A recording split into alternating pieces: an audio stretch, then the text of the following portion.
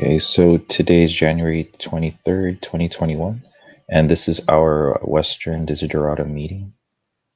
And actually, we were talking before the meeting. AD, do you want to continue on your kind of statement, your idea, what you were posing to us? Oh, sure. Yeah, I was just following up on how the conversation went with someone that we interviewed, and it's just following along the observation that there is a lot of inflexibility, seemingly, with people on the left, very unflinching and almost not wanting to deal with anyone who is outside, you know, the, the categories that they have. For instance, people are put into boxes. Okay, if you have this view about the virus and the mRNA therapy vaccines, then you must be on the right. And Lord, you was just saying that yes, it seems as if we can't have individuality now. Everyone is in a box. And I mentioned that I read some essay, and I'm not really a thorough reader. I just skim articles, and one of them said that this was a long time coming. That children of a certain generation who are now adults and in the positions of authority or power in the academe or political positions, they were raised in a way that made them safe and secure. Parents didn't want them to walk to school. They were always chaperoned. They were not allowed to play outside. There was always a safe space, even in school. Everybody would get medals, even though not everyone is an outstanding student. So the gist is that now that they're adults, if they have some uncomfortable thing that they hear or encounter, or a person with a different view that they encounter, then they want to cancel and not even hear what that person has to say. Or speakers who come to the universities, they're canceled. So there's really no chance to get to know other people's views and maybe interact and learn. That's what I was just observing. You know, it's kind of interesting that you mentioned that putting in a box, because some people can't. I don't know why. Somebody must have. I think people have got interested in meditation, but some people have started commenting. Quite a few people have started commenting on this video, episode 31 in the video queue, and it's about Horus, Set, and the Jedi. And I, because people were really triggered, and I got a lot of shit posts. Then I went back to try and figure out why, and so I was just listening to it before we came on now, and I actually mentioned this because I went through the Egyptian mythology, and that's exactly what Set does to Horus, is gets him in a box. And I was saying about the atomization of our community. So Set puts him in a box and then chops him up and spreads him all over Egypt. Horus all over Egypt. Actually, Osiris. Yeah, it was Osiris. But yeah, that I was trying to say, it's a metaphor for exactly what the alien cortex does. It tries to categorize everybody, label them. In other words, it's a metaphor for putting them in a box. And then once they're in a box, they get chopped up. We all get chopped up. and atomize. But I think it came from the. Oh, by the way, if people are interested in meditation, then I kept on referring to this earlier one where I said about the phosphenes, and I kind of forgot this episode 31 has a whole lot about meditation in the Egyptians, and so I still have to go back and figure out why everybody's getting so triggered about it. But I definitely trod on some toes. I think that people have a very definite idea about meditation, and there are a lot of these yoga instructors and healthy life, life coaches and that, and they're teaching this yoga that was completely fabricated in the West in about 1920. And I think that they're getting upset because I said some nasty things about New Agers and said it's not about all the stuff which I guess they were saying is about unity and coming together. And I was like, nah, man, meditation's got fuck all to do with that, man. So anyway, I've still, you see, the guys won't really engage. Again, it's this thing where they just shitpost and leave. And so it's like, I want to say, like, well, share what you know. And say, like, oh, another idiot talking about Egypt and shit he doesn't know about. And it's like, okay, well, I'm willing to learn, instruct me. But it's like, it just doesn't go anywhere. No, everybody's lost the ability to have a dialogue. It's ironic too that the New Age practitioners or meditators talk about unity or all being one, but then there's all this rejection of the other and putting in categories and not allowing to other people to speak or not engaging with others. So where is that unity and being all one? It's very ironic and oxymoronic that they would say we're all one. Let's unite. We're all united, but they don't want to deal with the other. It's a dichotomy because that's what dichotomy means. Di is two and cotomy means cut. So it means they want to slice everything. But that's what identity politics does. It's like slices everybody into an identity. I think that's what the Egyptians were saying in the myth. So anyway, I would recommend, now that I'm just going through that episode 31, I think I'll probably post it on Reddit again, because the meditation is one of the topics on the agenda for today. So yeah, what happened in the Eastern meeting today is I spent about 3 hours talking to people about ufology and doing a kind of monologue on ufology and my theory. And I hope you watch it because what I'm trying to say is that the flippening and stuff. If I'm wrong about the flippening, I can't see there's any downside. I mean, all it is a memento mori. It's kind of telling you, life is short. Don't waste any time. And it's like, yeah, there's no harm if I'm completely wrong about the flippening. It's like, it still does you a service. But you see, the ufology stuff is not so true. I could steer you really wrong. So if my theory on aliens is wrong and you buy into it, I could cost you if there could be negative consequences. I mean, it could cost you your heaven. If the aliens come down, a lot of people think the aliens are going to come down, take all the good people off the planet to, in the rapture and take them off to heaven. And say, like, is that likely? I mean, we just toasted one planet. Do you really think these guys want us? It's like, how self-important can you possibly get? You think you're such a precious darling that aliens are going to come and take you off? It's like, I think they're probably going to say, oh, well, this is a failed experiment and just toast us. But anyway, if I'm wrong and a spaceship comes down and everybody starts getting, space encounters of the third kind and everybody gets aboard. There's so many of the movies from Hollywood where the aliens come down and take us to heaven.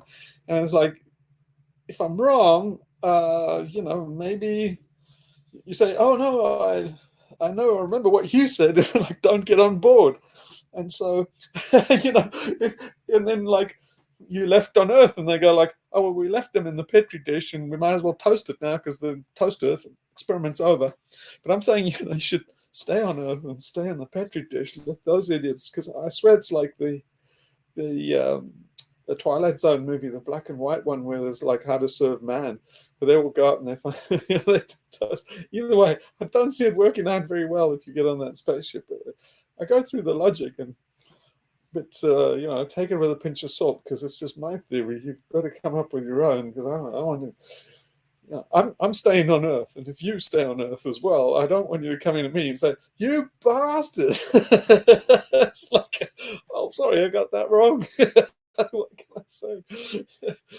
I shouldn't have listened to me. You should have gone on that spaceship. But yeah. Anyway, the whole point of it was the reason why it came up was I put it in the manifesto. There's a little piece in the manifesto. I don't know. I don't think many people have read the manifesto actually, but there's a little piece on. I'm warning you about there might be a lot of euphomania and stuff before the flippening. And what I tried to do was I tried to basically just. I didn't want to get into the subject because I don't like it. But I tried to just warn everybody off by saying, look, you're going to see some weird shit, and it's all natural. It's all, you know, piezoelectric stuff that you're going to see what happens before earthquakes and stuff. But don't get sucked into all the ufology and the mania. And I said, you know, just as a joke, you know, if a spaceship comes down, and, you know, don't get on it because you probably lunch. Um, and I thought that was enough, and everybody, you know, and then I realized that there's something brewing. I'm getting more and more attention that um, I get a feeling they're going to spring something on us, the Pentagon and these guys. You know, there's more and more stuff and more interest in ufology. It's going mainstream more, and I just get the feeling something's brewing. So I started to think I'm not going to get away with this one because I kind of, you know, all of this stuff is starting well in advance of earthquakes and volcanoes and stuff. And, you know, nobody's going to believe me. So I thought I can't just wave it off that easily. I have to explain a little bit more to you. Hi, TB. I'm telling them a little bit about the discussion this morning and the UFOs. So yeah, I felt I had to go into it. I've doxed myself a little bit. I hope nobody tracks me down. And I don't think I crossed any lines that are going to get me bumped off in the night. But I might be getting close. We might get into a stage where we're in dangerous territory on ufology and stuff. But anyway, I'll do watch the whole thing, and then let's discuss it more. Yeah, I mean, one of the things that I mentioned is like there is a deep state thing. So it's like you people say, well, why doesn't the government release all this stuff on aliens? And you know, they've come out now. In case you don't know what's been going on, is they've come out now and said, no, this stuff is real.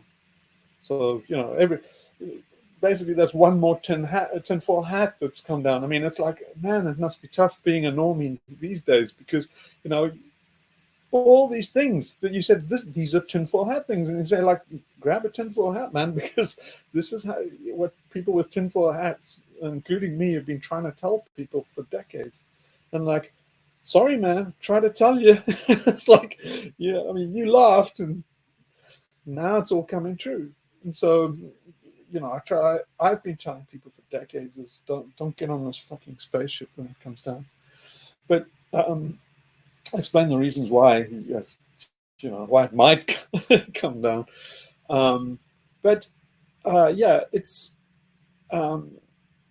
yeah. So I don't want to recap it, but the reason why they can't tell you all of this stuff is because they've been hiding it. They've been hiding it for decades, and so I mean, presidents, Congress, Senate, and stuff. they don't know. I mean, you see, the deep state is real. That basically a president is just a flunky. It's just a marionette, and so it's they're not important. They're not important enough to know this real shit. And you say, well, who does know the real shit? And you say, the deep state. All these guys, that really run the country is like it's not a democracy and stuff. And so if they told everybody that they came clean with all the stuff and there was congressional investigation, it's like, well, hang on a minute. This is the most important thing in the human race. And so, how could you have been keeping it quiet for all these years? I mean, even presidents didn't know. And then, so then they're going to have to say. But you see, the problem is they're going to say, well, what else? If this is what kind of thing, what else have you been keeping from? And say, like, everything, the whole farm is like you don't run this farm. The whole illusion of democracy and presidents being part of the executive, and say, like, no, they think they're part of the executive, but the control levers are not connected to anything. So I mean, I'll give you odds of 99-1 that if Joe Biden ever opened the nuclear football, he would just find a real football with a post-it note going on, sorry, Joe, this is way too important to give it to you. So I hope you understand. But I give you zero chance, close to zero chance that the nuclear football actually has anything in it other than a lunchbox. And the Secret Service keep their sandwiches in there. But there's no ways that the president actually has the launch codes and stuff. Because, I just can't see it. Because also they keep on publishing about the nuclear football. If those really were the codes, they wouldn't tell you. But since everybody knows about the nuclear football, you can bet your ass it's not for real. And then, it basically, it's an invitation to a first strike. And so obviously, if they tell you about the nuclear football and it's always going around there with the president, it's like, yeah, they just want to attract the first strike and over there, and then so the real guy with the launch codes somewhere else can make a decision. But they wouldn't tell everybody. So I think it's all this delusion that they've created, and if you're talking about the narrative unraveling, come on, it's barely started. But yeah, I hope you watched some of those videos on the UFOs. Lou Lizardo, Lizardo, and stuff. That's very interesting stuff. Getting a bit behind on the ufology, but I told you all the stuff that I know. So anyway, I don't know if I made that clear, but I mentioned how these things work, how it was explained to me, how they work. They're reverse engineering these, spaceships and stuff, and they're not really getting anywhere from what I hear. But the way they work, and I described it in the meeting, but essentially the alien spaceship works where they put a sigil or these letters, this script on components, and it makes the components work, and they don't really know how, but they have been told that they self-assemble, and they this component, you put this stamp over here, and it somehow makes something distant one with a different stamp on it work. But they know that the writing on all these components is very crucial to its functionality. That's what I'm told. So I asked for the symbols, and what they found, they said, well, I was given the complete set of what the symbols are.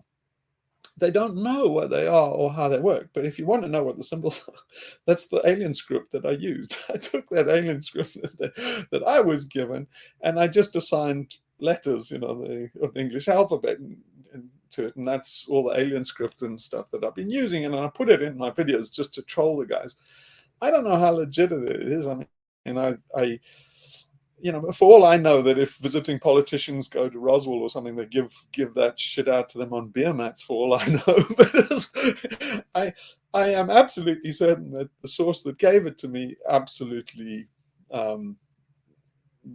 believes in all the stuff, and they in a position to know. So I have no reason to doubt anything I'm told. But yeah, so anyway, I hope you see where this is going, that if you put a magic sigil on it, then they're doing woo stuff. It's just their own telepathy, and it's a magic trick.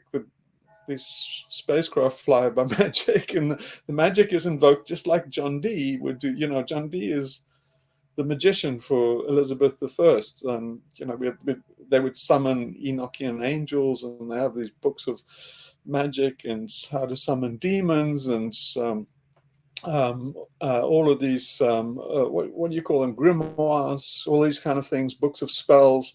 And so it's spells. These things work with spells, and you know, you can do the symbol and stuff. So it's you know, like magic, like Lionel does, is what I'm told, is that how they work. And so, but it's not real magic. It's doing, you know, my theory is they're doing it with their own telepathy. It definitely needs, you know, the things don't work on their own. They need human telepathy to work, right? And telekinesis and stuff. So that's what I'm told, and it all fits together. But it's, you know, Harry Potter stuff. But they're trying to reverse engineer Harry Potter stuff with you know, using science. And so I went into, you know, stuff I've done, and on the fringes. And so yeah, I've never had a security clearance. I think I've learned a hell of a lot more without one, because if the people that have security clearance are very narrow, and very narrow areas. They kind of read into those videos you see. If you see those UFO videos are posted up on Reddit, they talk about being read into these programs and stuff like that. But from the people I've spoken to me, I think the general public thinks that you just sign the Official Secrets Act and then you get into top. But it's nothing like that. It's to get read into some of these, you know, dark programs. I can only describe them as medieval oaths. They're medieval blood oaths, and you know, they basically will castrate you and chop you up and put, you know, really, really bad stuff, and do it to your family and stuff. And people are scared, so I guess they've done it. But I mean, it's really harsh stuff, and so it goes beyond regular government or any kind of, you know, oh, you'll go to jail for a few years. No, if the really deep stuff, you'll a hell of a lot more than we'll go to jail for. But anyway, I'm in the clear because I'm not eligible for security clearance. I was in a foreign military. If you've been commissioned, that's like, you know, that's like a blood oath to a foreign country. So you won't get a security clearance. But a lot of people assumed I had one, so I heard a lot of shit that I wasn't allowed to hear. And I heard so much of this stuff is like that, you know, the drinking game and stuff that I told you about. That's how I got all my information that I told you. But anyway, it's all rather fascinating stuff, and I'll go into any one of the things that you want to in more depth in the Eastern meeting this morning. But yeah, I left a lot of things hanging, and people might want to draw me out on that, and I'll do that. I'm not particularly trying to hide anything. I don't want to steer anybody in that direction, and but my aim is to just tell you, leave all that shit alone. It's I explain why and the thing and stuff, and it's saying like it looks like all, you know, the weirdest shit known to man. It looks like it's about to come out, and so if it does, just don't get sucked in. It's like people are going to lose their fucking minds. Just just know that it's, you know, I don't believe there's aliens out there. I don't believe that space has aliens in, but people don't like that. Yeah, there's so many people that like get really, really upset if you say we're alone in the universe. Um, yeah, I'm very seldom found people that say, you know, oh, that don't get very upset when you say it. I mean, especially science people and stuff, and people that are into science, and um, it's science is really a religion, and so that's the version of faith is that there are all these beings out there. I don't think so, but you see, it's all of this stuff is because it's all religion. Anybody that hears this, they will say, "Fuck, Hugh doesn't know anything," and they would give a million things. But I will talk them down from, you know, I'm not talking from ignorance here. So if anybody comes and says, you know, bollocks, and what about this, and what, if nobody's coming from space, what are fast walkers, and I'll tell you what all that stuff is. In fact, I do. It's not what you think. The dangerous thing is it's not what the guys in the Pentagon think, and that's the danger. Is what's happening. What I can see happening is all these factions in the Pentagon, they're disappearing up their own arse. And having said that, I was talking about that, episode 31 with Horus and the Jedi. I suddenly realized while I was re-looking at it to try and figure out why people were getting upset, I suddenly realized that I did actually mention some of this in the Egyptian context. That you can see the Egyptians going nuts too. They also going nuts, also with symbols, and they're kind of going the same path as the Pentagon. But my interpretation of, of studying quite a lot and going to Egypt a couple of times is that the guys are going nuts. If you look at Egyptology and you look at all the hieroglyphs and stuff like that, if you try and understand exactly what the mythology is and what they're doing and stuff, I think I figured it out. But the long and the short of it is they're going nuts. They're going on an acid trip, and they're creating their own illusions. And so, it seems to be a kind of Aryan speciality. And I think the ancient Egyptians were Aryans. The Hyksos came from that branch. And so anyway, that's ufologist stuff. I did just looking at if you didn't see those videos with the Australian guy, what's his name, Coltine? No, Colt, whatever. But it's this Australian journalist who's been doing he's kind of broken the traditional journalist taboo about all these woo subjects, and he's just finding fascinating stuff, and it's being very well received. There's incredible interest in this, and so it's becoming mainstream rapidly now. But I think it's becoming mainstream rapidly because there's a certain faction in the Pentagon, and these are the guys that I've always assumed that when they did Space Force and that, I was like, oh fuck no, because what the Space Force is and stuff is these guys. Clearly, there's a bunch of guys who I know for a fact are gearing up for interplanetary war, and clearly they're getting funding. I mean, the Space Force and all of them, I presume, is them, and but from my point of view, is we're in a very dangerous situation. We're going to war with the creation of our own minds. They're not little green men out there. I'm pretty certain of it, but they are and they aren't, right? So the way you must think of these things, and if you listen to me, is more like paranormal things. These are much closer to Skinwalker Ranch. And if you don't know about Skinwalker Ranch, just Google that. But have a stiff drink before you do that. I don't want to. Yeah, I don't want to dox Hank too much, but Hank is quite famous, and whenever there's uh, whenever there's a big UFO thing and stuff, then the news media calls him up and wants to interview him because he is well known for this certain thing.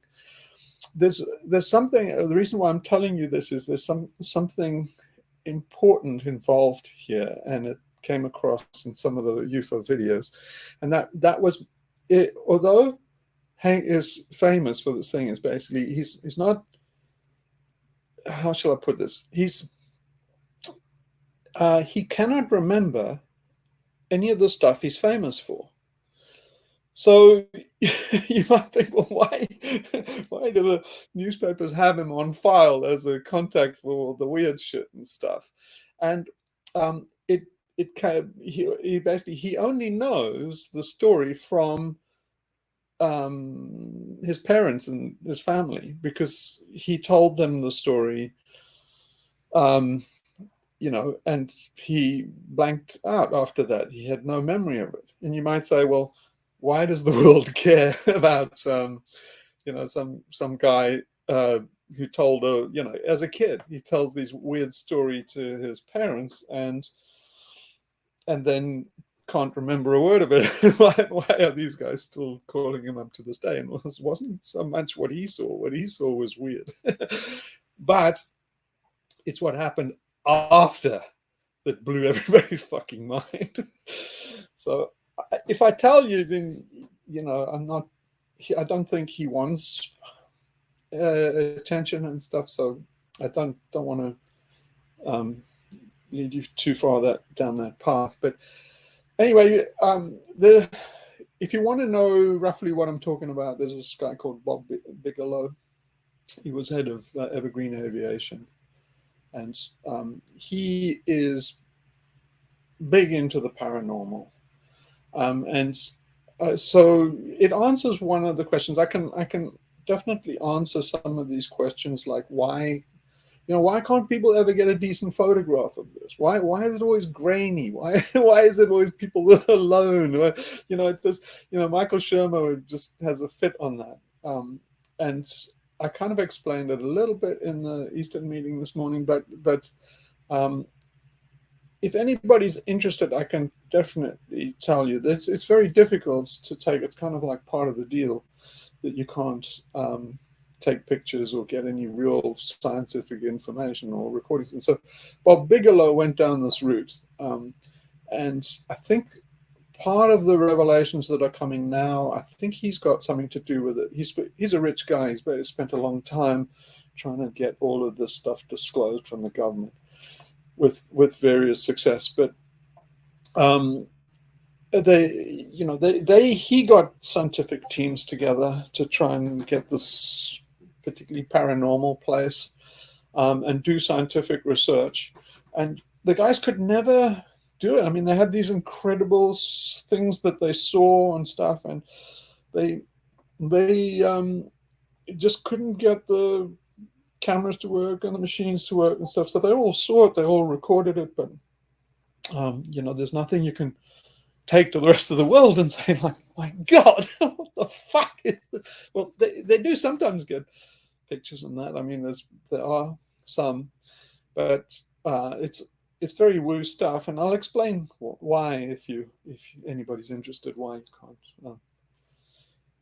get these pictures and stuff. But anyway, so that's all of that. And just again, let me reiterate, I'm only going through this stuff because it's very, very fascinating, and people are going to be sucked in. And it's makyo, right? It's pure makyo. It's basically a distraction. If you go down this rabbit hole again, it's like Kool-Aid and stuff. That's what everything like called Kool-Aid. These are siren songs. They will suck you in. But ultimately, what they trying to do is it's our own mind it's our own alien cortex trying to delay you from dealing with it. It's a protective measure of the alien cortex ultimately, and so it wants to deflect you from some. See, imagine this. I mean, it's like you got two heads, right? I used this footage in some of my videos from this movie called How to Get Ahead in Advertising. don't know if anybody saw that movie, but it's a great fucking movie, especially if you know what I've been telling you about the alien cortex. But it's a guy who just basically starts growing a head out of his neck. That's a completely separate entity. It's basically a metaphor for your alien cortex, and that's literally it. There have actually been cases where, co-joined twins, you're not allowed to call them Siamese twins anymore, but co-joined twins, there have been cases, I believe, where guys have actually done that. They actually had this functional head. So you can imagine if you have your whole body is completely controlled by you, but you've got this head that can actually talk and think and stuff. And I remember being told as a kid that there's it drove one guy. It drove him mad because the head was nasty and criticized him, and really was very unhappy because it didn't have control over the legs and arms. And so the guy always wanted to cut the head off, basically go over and get the thing cut off. But of course it would scream blue murder whenever he tried. But I just think that's such a nightmare. But it's really kind of a metaphor for the predicament we're in with an alien cortex. We've got this extra head sticking out of our necks virtually, and you've got to remove it surgically, and it doesn't want to go. So it's and it's clever, and it'll say like, hey, distraction, inversion, substitution, and doing all of this stuff. It's saying like, don't cut me off.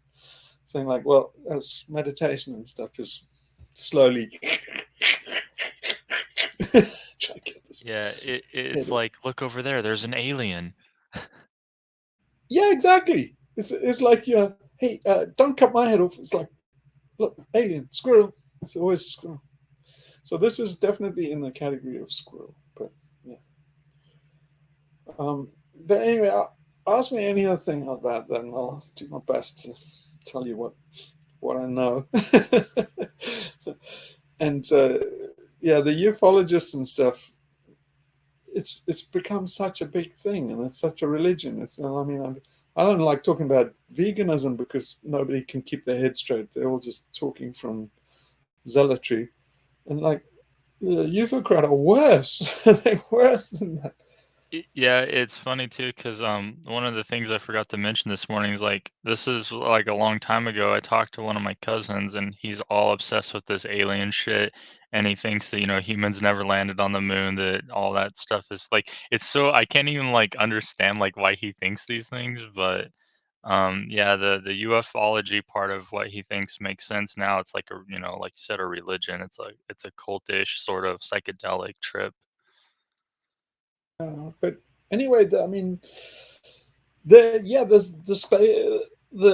astronauts and stuff, all these guys in the space, the cosmonauts and stuff, they've been seeing, like if you go into space as an astronaut, you'll see 100 UFOs. They've just been keeping it quiet.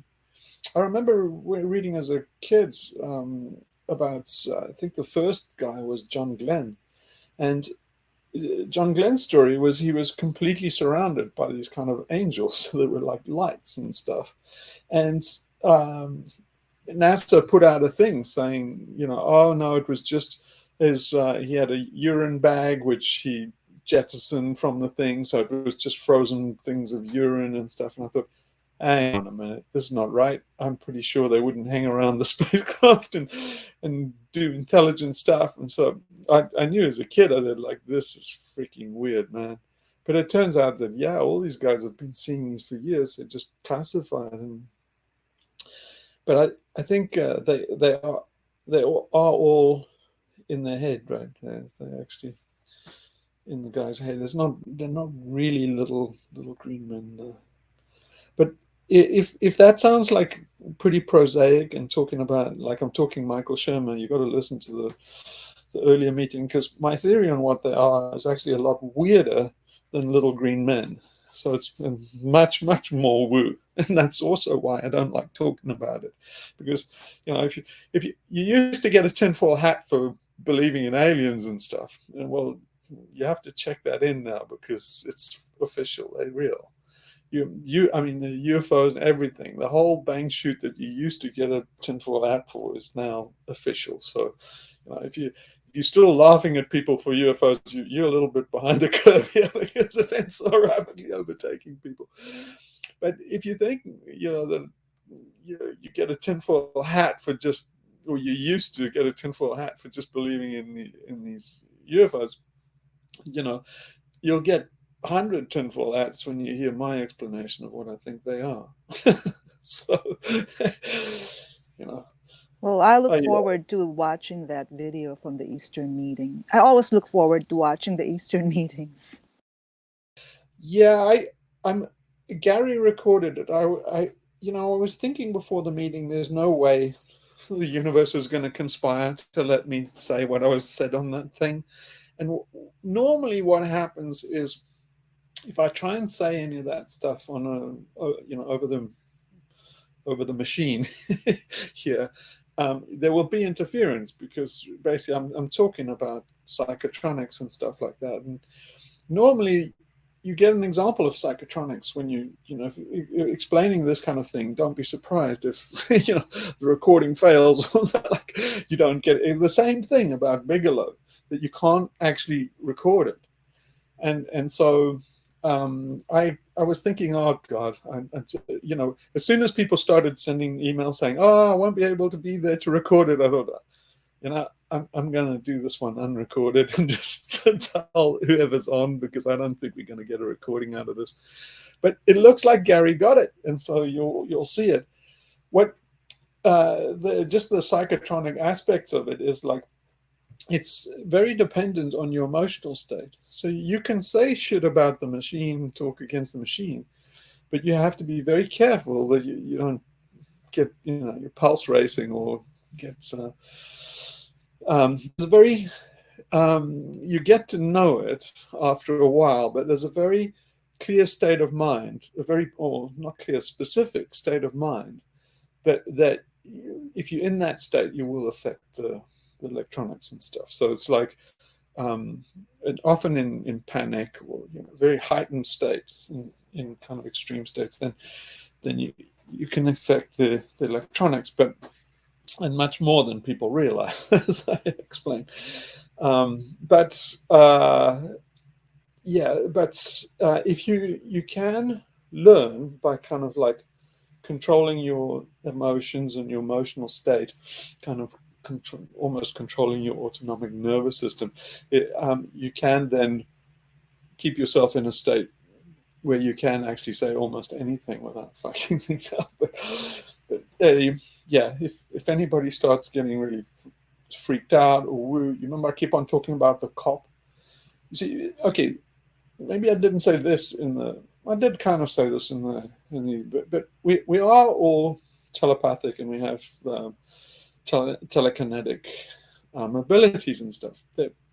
They're just all locked up in this kind of logical vault. Is that because we have what enables all of these kind of psychotronic and telekinetic abilities, and they're called cities in the East and stuff.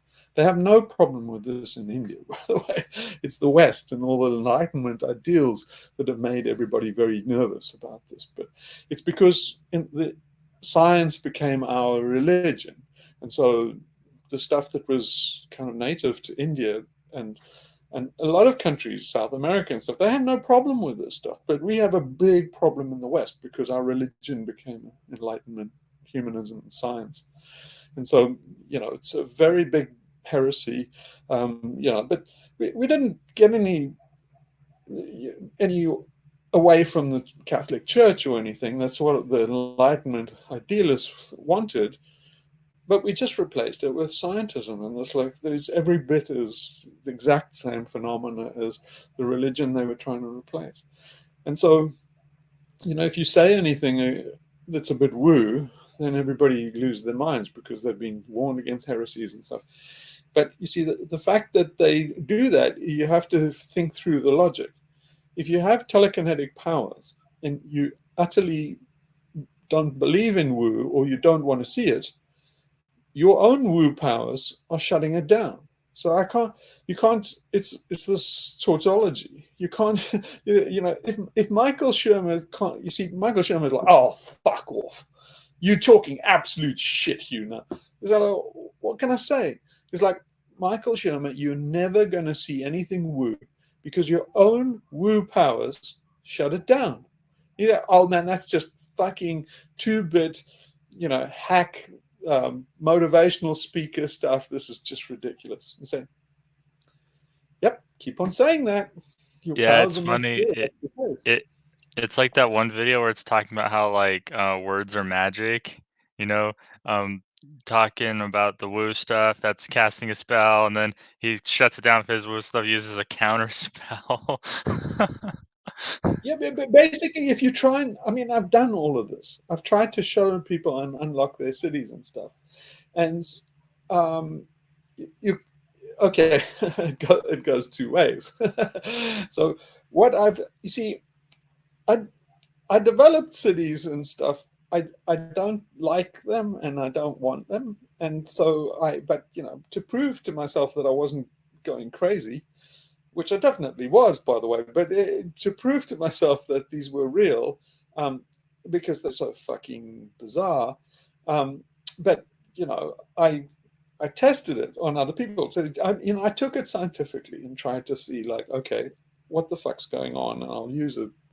Didn't get freaked out and run to a psychiatrist or anything, which I think most people do, and then you're in real trouble if you do that. But I knew enough not to do that. So I wanted to know exactly what this shit was. So I used myself as a scientific experiment, and of course to validate what I was seeing, I got other people involved. Now I would always go one of two ways. If the person was really, really anti and they're freaked out or something like that, then they would definitely prevent me showing them shit. But the first people I tested and said, like this, I kind of tried to introduce them to things like, I think I've got these like weird powers, and would you just check them out? And they bought it completely. So and lots of people I did this to. So but what I found was that whatever things I could do, when I told somebody, I was priming them. So they were getting more and more excited and getting into the state where all of these things come out. And so I suddenly realized I'm putting them in that state. So when I showed people, it amazed me that when I was seeing some small effects that I could see, and then when I showed other people, suddenly the really more dramatic, more than double. And I thought, my God, what the fuck's going on? It's like, why when I show people shit, I see way more than I can do on my own? And then I started to realize it's like, fucking hell, everybody can do this. What I'm doing is just unlocking it in other people. But if you prime them and believe them, and then like, they are doing the trick. So, it's like you. But anyway, I gaslit a lot of people. I don't like. I can, if anybody wants to know more about this, I can tell you in detail. But yeah, I don't like that, and I can explain to you why I don't like it. But if it's like that shit gives me trouble, like in my daily life. And so, yeah, I would, I would much prefer to live in Michael Shermer's world, put it that way, where everything, shit stays on the table. But I don't like. Everybody likes Harry Potter and stuff. I loathe Harry Potter. It's a fucking nightmare for me. And so all of this stuff is like a Harry Potter world, and I've never really understood why people like it. I loathe it. It's like, does anybody like Harry Potter? I think it makes me want to vomit. I mean, the whole ethos of them living in a magical world where, books snap at you and stuff is like, oh my God, it's a horror show for me. Everybody goes like, oh, can't get enough of that. And I'm like, really? Jesus. But you see, for me, the real world has been like Harry Potter sometimes. I don't like it, and so I shut it down. But anyway, what does people think about all of this? By the way? Very interesting. Yeah, like I said during the Eastern meeting, it really, connected the dots for the UFO stuff. The UFO phenomenon makes a lot of sense now why people, see these things and all that. Yeah, it made a lot of sense. Like I said, I kind of suspected it being some kind of psychic phenomenon, but laying it out, you guys just gotta watch the Eastern meeting if you want to really dive in and get the details. But yeah, it makes a lot of sense. Yeah, I'm just piecing things I've heard in the past and things that could be related to this. So, would the phenomenon of ghosts, would this be similar to aliens? Because it's, I think so. Yeah, yeah. Yeah, I It's think, like its yeah. own. It's like its own egregore. They're sort of doing a like cultish practice. Yeah. Yeah, I mean, all these things are for real. You can, but you're projecting them. You see, everybody thinks that a ghost is outside you and stuff. It's like, no, you're projecting it.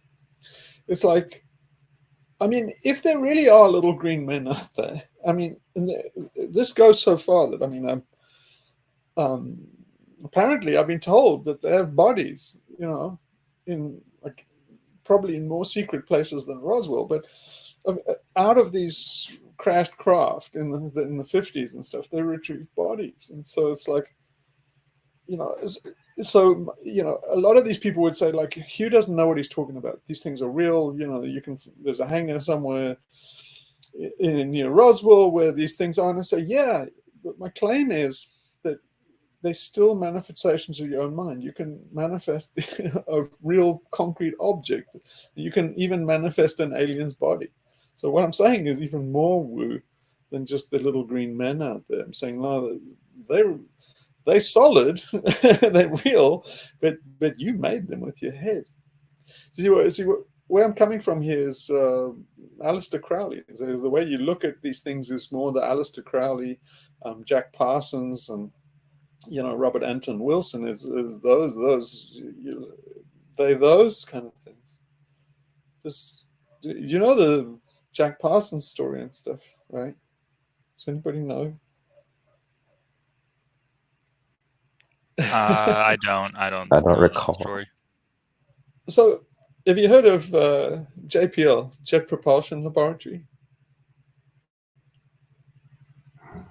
Pasadena in California, right? Yeah, it's in Gotcha. Pasadena.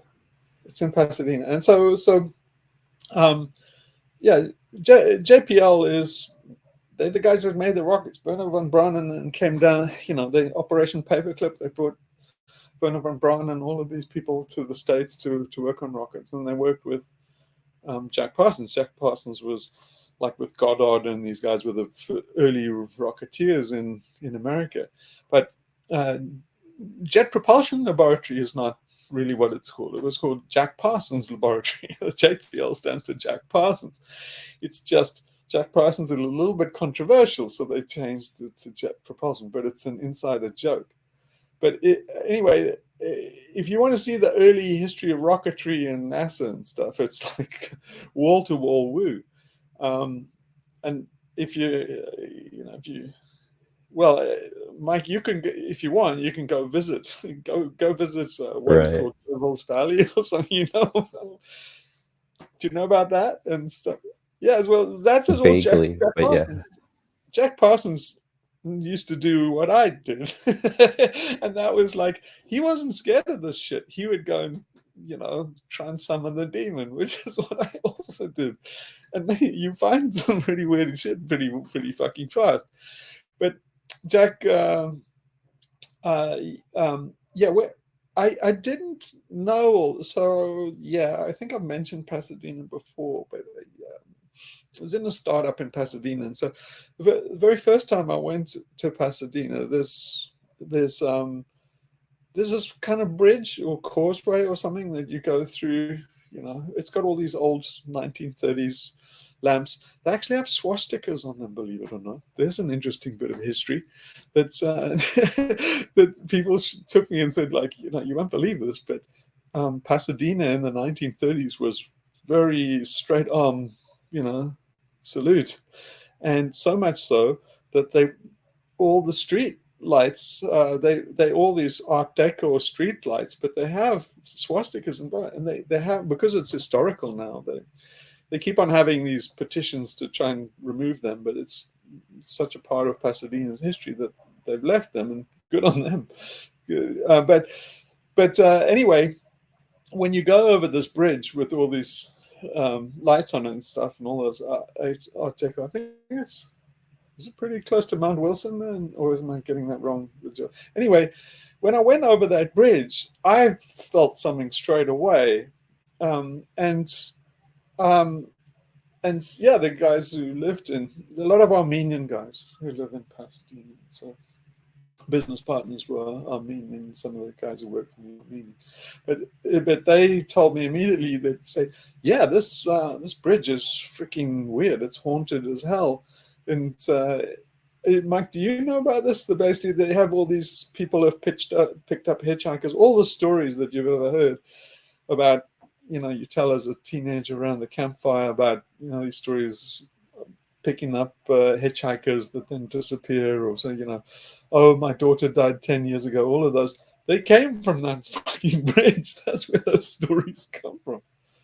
Have you heard about this, Mike? I heard the stories, but I try to not get into that realm. Well, in the past, I try, yeah, just because you mentioned you can gaslight yourself, and yeah, oh yeah, for sure. Yeah.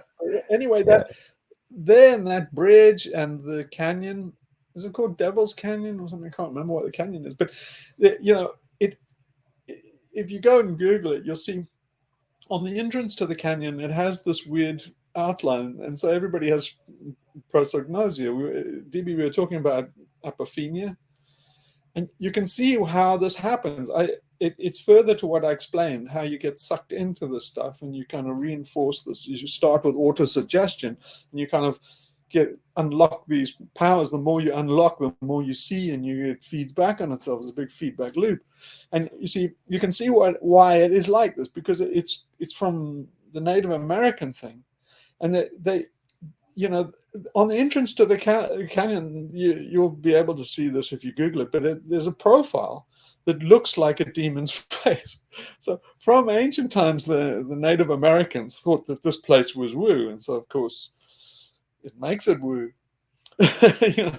And then yeah, so as soon as anybody that enters that canyon is already gaslit just because they're told, check out the profile, and they go, oh, fuck off. So anyway, it's I mean, it's entertaining to dive in there a little bit, but I'm saying, like, don't get sucked into that shit, man. Just know what it is, because it's about to become front and center, and it's about to take center stage, I think. So I'm telling you all this to kind of inoculate you against you and saying, look, please go with Hugh's theory on what's going on here, because and if you're not convinced with what I'm saying, I ask more questions and stuff. But I at the risk of steering you wrong, and there are little green men out there, which I don't believe, you know, then go with my theory and say, like, these people are driving themselves nuts, just like the ancient Egyptians did. They're driving themselves nuts with their own powers. Another thing I'm curious about, because, you know, those papers came out of the Pentagon and all that, I wonder if they're gonna, like, maybe use that to do some kind of psyop of some kind. Do you think that's possible? Well, you see, this is why it's a complete tar pit. It's just a bramble bush, because you see that anything, you know, it's like the Kennedy assassination. It's not that there's not enough information; it's that there's too much, and so they have used a psyop. They have used flying saucers in the 50s as a cover for skunkworks programs and dark programs. So you know, it's diabolical, because somebody that wants to normalize the whole thing and make it ordinary, you know, kind of quotidian and prosaic, and find prosaic, you know, like, you know, Randy and all of those debunkers, and what the debunkers are like trying to make everything safe and make everything scientific and say that there is no woo in the world, is what they're trying to say. And so, yeah, well, a lot of people have told them, well, there's no woo for you because we have woo powers, and you don't want to see woo, your powers kick in, and you won't. And they're like saying, oh, that's bullshit tautology. So, like, sorry, that's how it works, dude. And so, they will say, no, these have easy explanations. They weather balloons. They have, these are psyops and cover stories for dark programs, and they're absolutely right. They have been used for that. So any one of these normal explanations is probably true as well. So, but so it's just a haystack, and trying to pull a needle out of it is really the game is to say, here, try pull a needle out of this haystack, and it's really to just fuck you up and run out the clock so you don't attack your alien cortex. So please see it in that way. And even to the extent of, I mean, these days, listening to all this stuff, I wouldn't be surprised if you're going to see little green men on the lawn of the White House soon, kind of meeting Joe Biden. But this is seriously dangerous stuff, right? I mean, and from the point of view of a nuclear war, because I mentioned all this. There are two factions, right? There's the kind of peace and love hippie guys who say, oh, these things come in peace, and they have guardrails, they're protecting us, they're trying to make sure we don't blow ourselves up. I've been told by people that we cannot destroy ourselves. You don't have to worry about a nuclear war, because you cannot, these guys will step in and shut these down. They said that they've done it in the past. They shut down the missile silos. We're talking like, lights and spaceships over a missile silo, and they shut it down. One of the guys actually mentions this, and I think in maybe Coltrane, and the Australian guy mentioned it in his movie and stuff, but in an interview. So I've heard the same thing, and the same thing about the Russians had the opposite, where they like spool up their thing so they almost get to a launch completely autonomously. And so, and we're talking with lights and spaceships over, so we're not talking cyber hack here. And so all of the conclusion these guys are saying, is like, what are these things trying to tell us? And they go, well, they're trying to give us a message. And it's like, they are, very big on nuclear stuff, any of the nuclear stuff. And so they're trying to tell us, stop this, you must wind this shit down and stuff. And then the other guys are going like, well, yeah, they're trying to invade the planet. They're scared shitless of nuclear weapons, and that's the only defense we have against these bastards when they invade the planet. They're looking for new territory. And so they would love all the peaceniks to win out. And as soon as we de-escalate and get rid of all the nukes, they're going to fucking be landing armies. So they say, like, better we keep the nukes, but or scale up. And I think that crowd is winning, because as far as I can see, everybody is scaling up all their nukes, and and then somewhere embedded in it is going to war with China and stuff. But it's like, you never know. You never know if the going to war with China is a cover for bigger fish, which China's in on the game, and they also gearing up for interplanetary war. It's just hall of mirrors, man. The whole thing is just a complete hall of mirrors. But what I'm trying to encourage you to do is the one touchstone to just ground yourself in is this is none of the stuff is real, apart from these guys are getting caught up in their own cities. Cities are SIDI, magic powers. Magic powers they don't know they have, right? So they're fucking themselves over. But anyway, I'm telling you really woo stuff, but it's going to get woo one way or another. It's like, you can go the woo way of like little green men, or you can go Hugh's way, which is saying, no, this is psychological territory and Jack Parsons territory. Jack Parsons spent a long time trying to manifest stuff, and he thought he manifested his own girlfriend.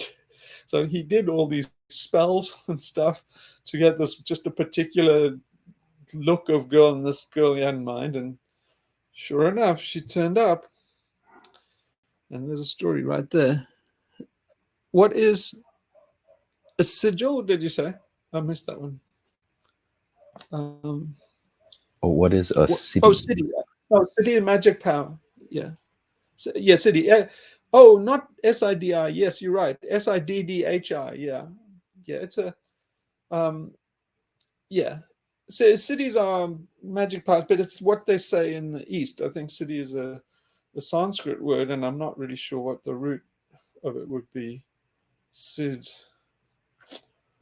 Not really sure. Does anybody know what the city means in Sanskrit? Maybe it is a root word. Actually, since it's all to do with magic and stuff, I'd say it might be a root word. So a root word in Sanskrit is something that has no derivations. Most words have a history and they distill all the way down to a root Sanskrit word that's kind of like explosion of other words come from the root word. So I'll give you one that amused. That's kind of amusing is that that there are all these words like arsha and darshan. Darshan is going to visit a holy man. You have tea with holy man, darshan, and then so all these various words with arsha, and then basically, and so I remember in the cult I was in, looking at meditation and all this looking at the Sanskrit stuff of descriptions of meditation, and then they have all these arsana and stuff, and then you look in the Dhatupata, which is the thing that you look for all the roots of the words and follow this tree. It's kind of this taxonomical tree, and you find that all of these things come down to they essentially mean sit, and then the final root word. Hang on to your hats here. The final root word of all this explosion of things that run into the English language all mean sit or visit or, they all come down to this one word. Ass. Ass. ASS. So, yeah, so that's, ass is a root word, is like nobody's found anything that it's, expanded from. But anyway, it's important to look at any of these words. I always try and break down the etymology of things because you start to find out what's really going on, and it's always fascinating. But you get back to the Aryans, and you suddenly it's like a fucking revelation. But I'm kind of appalled that somebody caught me out doing this on Reddit and saying like, this is all bullshit. It said like words are just words. They don't mean anything. You can't decompose them this way and stuff. This is crap. And I'm like, Jesus, you ought to study some linguistics. They only know about the Aryans because of linguistics, and what you can learn from linguistics about the Aryans is extraordinary. So the actual Aryan language, it's actually Sanskritum is what it's really called, but in its own tongue. But it's we call it Sanskrit, but it's a bit anglicized, I think. But if you go back to the Aryans and the root language is lost, but all the Indo-Germanic religions too, and languages, they still intact, and they're very kind of rules of evolution of language and sounds and stuff that linguists have uncovered, which has allowed them to go back and find out all sorts of things, like that they know just from the language and how it spread. You can go back like a genetic clock almost. There's similar things in language, and they found that that they know that the Aryans were patriarchal. They knew that they invented the wheel. They were first to use a chariot, domesticated the horse. All of this shit from language. They had a patrilineal line of inheritance. It's like, how do you get this from the language? But it's all in there. So I was appalled that there's some current level of understanding out there is that, like, fuck it, man, words are words. This is bullshit. And it's like, whoa, dude. I got curious about word meanings one time too when I finished reading this story called Black Fox Running, and there they called their god Todd, and then the main character Wolfgar, his mate was named Tag, and I looked up the meanings of those. Todd means death, and Tag means life, and I'm like, wow, that author must have known this shit. Oh yeah. No. Well, there's another thing. Is if all these libtards are not taught all this shit in school, and the quality of education is all about critical race theory, and they're not being taught any of this stuff, then it's really dangerous, because all these authors are using all. I mean, look at Tolkien. I mean, you get all these people like Stephen Colbert, the like late night host, who's like the perfect liberal, and he's obsessed with Tolkien. Tolkien is basically a Christian. He's using all this stuff. It's straight out of the Bible. All this shit. I don't think Stephen Colbert is a Catholic, and he really likes all this Christian stuff. And for some unknown reason, he really likes Tolkien too. I don't know if he knows that Tolkien was smuggling Christianity into Lord of the Rings and stuff. And so, like the Eye of Sauron and all of this stuff, it's in freaking Ezekiel or something. It says basically God's eye moves like a beam across the landscape. It's all in. He's just taking shit, and so is the Lion and the Lion, the Witch, and the Wardrobe and stuff. Like, how many people know that that's all about Christianity? The lion is Christ and stuff. So all of these guys are using all these stories to basically subliminally inject this stuff into kids. So unless you tell them, like, yeah, this is Christian propaganda, they all think, oh, it's a nice story with a wardrobe and a little elfin creature and a lion and and a witch and stuff. Is no, it's Christianity smuggled in, for kids. It's all like, so that when later when they hear the Christian thing and stuff, it all fits for some unknown reason. It's like, yeah, because it got you first with this so-called kids story and Lord of the Rings and stuff, which everybody loves, and you say it's Christian propaganda, man. You got to inoculate the kids against this shit. But anyway, yeah. Oh, so does anybody have any questions on any of this? None here. Yeah, it all makes sense. Like, yeah, with Lord of the Rings, I knew it was Christian, propaganda. Pretty easy to see that. Yeah, especially at the end where they have, the king and the righteous kingdom and all this stuff. It's like, yeah, of course, they would. Yeah. What about Harry Potter? What Yeah. She's completely raided the cupboard yeah. there.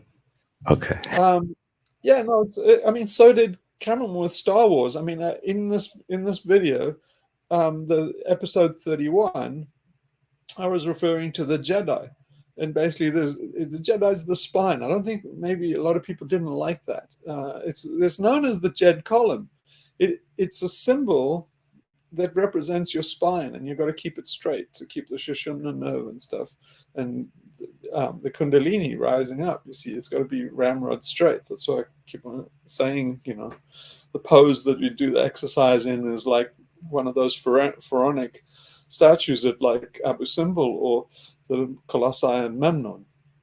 The Egyptians are all, sitting in this kind of right-angled posture, and this is like in the.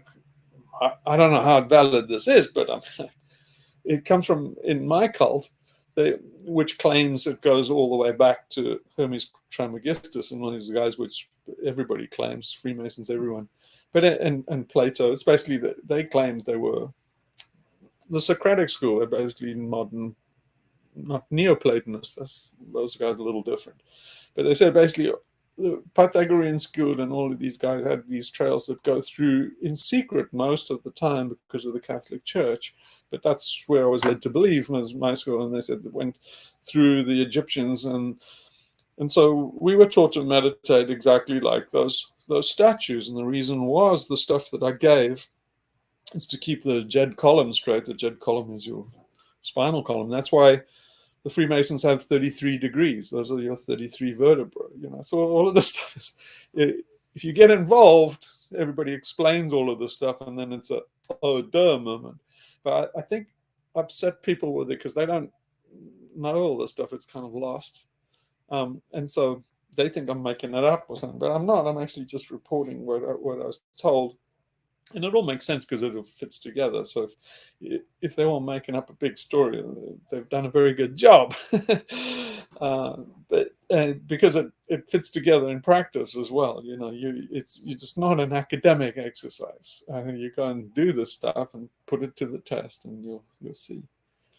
And so, yeah. So the Jed column was Cameron used it. That's what the Jedi is, the Jedi. He was rating all of this stuff and using it. So yeah, but J.K. Rowling, she got all her stuff from Oxford. She blended two things: is all the esoterica, and then apparently all the characters are people that are now in government. And so if you know the codes and stuff, you know that like Dumbledore is freaking, I don't know, and Mrs. McGonagall is Margaret Thatcher and stuff. But they were people that she went to college with in Oxford. So Oxford, by the way, is Hogwarts, and I think you can go online where people explain all the keys to what the real thing is. But she's writing shit in, trolling people and stuff. Same as my videos where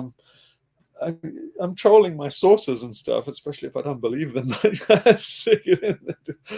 Also, one of the reasons why I put in the alien script and stuff that I was given is that's one of the ways of testing it. Because I thought, like, maybe somebody would come out of the woodwork and say, like, where the fuck did you get that? And and then I'd be like, oh, okay, so it is real. But nobody has ever done that, so I don't know. I mean, might not be watched enough, or maybe they didn't take the bait, or there's a million reasons. But anyway, I do a lot of testing of stuff to try and smoke out the sources and find out how genuine they are. But anyway, J.K. Rowling did the same thing. She's like, she pissed a lot of people off that are now in government and stuff that went to college with her, and are now famous. And they don't like the fact that she turned them into Dobby or some shit. I mean, I'm not sure who Voldemort is, but anyway, if there's a big cult around her and all the stuff because she's telling you stuff. She's telling you stuff about at least the English version of the deep state and stuff. So if you can figure out who Voldemort is, she's trying to give you clues for, like, it is somebody in, I don't know, like maybe it was Prince Philip, I don't know. But yeah, she's trying to expose all of this stuff and communicate all of it. And a lot of people do, because you'll get axed. You go too far along this and you'll get axed, man. It's like that's why, yeah, it's all of this stuff is very woo. But it's all for real, all your worst conspiracy nightmares and stuff. I'm trying to tell people they're all real. It's like, yeah. So all the goodies, all the ones and they basically, if you go and have a look at them, I mean, okay, like all the ones that say Mitchell and Webb would laugh at and make fun of, and liberals would laugh at, it's like, no, man, they're real. I mean, for example, like Princess Di was whacked. Like, yeah, she was whacked. It's like, come on, what's wrong with you? You seriously can't put this story together. It's a child can put it together. But it's like, if you want to see round out the Epstein thing and all of that thing is, and if you really want to convince yourself that, like, what they say on the far right and stuff is not far wrong, the far right is not far wrong, is go and look at the what is his name, Dutroy, Luc Dutroy or whatever. But go and have a look at the Detroit murders. I've said this before, I think, but I think it's Luc Detroit. A Belgian person, a Dutch person would instantly know, because their backs go up and they're embarrassed by this whole thing about Detroit. And so it's basically a guy was a serial killer, but they found all he was basically you can see it's not kosher, because he had he's an unemployed builder, and he had like 8 houses or something, maybe more, from what I can remember. And then it's like, how does an unemployed builder buy all these houses? And then in these houses, they found all these kids in cages, and brutal murders and stuff, all buried in the garden. And so I think his name is Troy. But anyway, this guy gets caught, and the judge, there's something wrong with the fucking judge there. Everybody knows that, because he got off with like a rap on the fingers virtually. And so it's like, this is not right, man. You can see that whole thing about, and so what the guy said was he's trafficking. He's part of a vast network, and you can see, because the whole establishment and stuff, and you could see the whole legal system and that just clam up. So you look at that story closely, you can see, it's like all these conspiracy theories are right, man. There's no ways that would have ended up the way it did. That story, without you can just get a peek that there's something really, really rotten in the state of Denmark. But see, I mean, I think people in Belgium and that they know. But all of these guys are in the same camp. You'll see you don't have to go very far. You'll see that they're connected to Epstein, and then it really gets dark, because it goes to Gates and all of the favorites. And so these things are all a hell of a lot more real than But we seem to be getting to some kind of end game, right? So I'm thinking that Kingsnorth saying, like, well, this is Revelation, and the curtain gets pulled back, and it's like, I don't think he's really ready for what he sees behind the curtain. It's I mean, let's not even get to the pandemic. And it was like, oh my god. But Well, Prince anyway, Andrew was just stripped of his royal duties, right? Because of no, the he's of his title. He's not a his prince anymore. title. Oh Yeah, wow! he's the con artist formerly known as Prince. But you see, these guys eat their own, right? So he got exposed for doing what. There's a long tradition of this. You go back to Jack the Ripper and stuff. Jack, his can't remember who the prince was at the time, but I think it's kind of the equivalent in the Victorian era of Prince Andrew. His doppelganger in the Victorian era, he was suspected of the Ripper murders and stuff. And so this stuff is not like, it wasn't invented yesterday. This has been going on for a long time. I think the Ripper murders eventually came down to this guy. It's pretty well known that he was this Jewish emigre that went to America and was put in a mental home. So they kind of shut it down, shut down the investigation and stuff. But there again, he was also kind of a bit like Detroit. So you never know if that was a cover up and stuff. But anyway, this whole system is rotten as you can possibly believe. Well, it's interesting to find out if the former Prince Andrew will implicate others, but or if he will just be muzzled. No, I can't see it. No, I can't see it. These guys are too powerful. So it's just I think after Ghislaine Maxwell and stuff, they'll wrap it up now. I don't see many more revelations coming. You'll see some I mean, unless they've cut Andrew off to dry, which they do. But I mean, he they can't cut him off too badly because he knows all the dirt and stuff. So he can cut a deal, and so yeah. You see, you get little glimpses behind the thing, but then the curtain goes back pretty quick. You never get the big dump of data. You never find out what Julian Assange has and stuff. Anyway, fun stuff, eh? Yeah,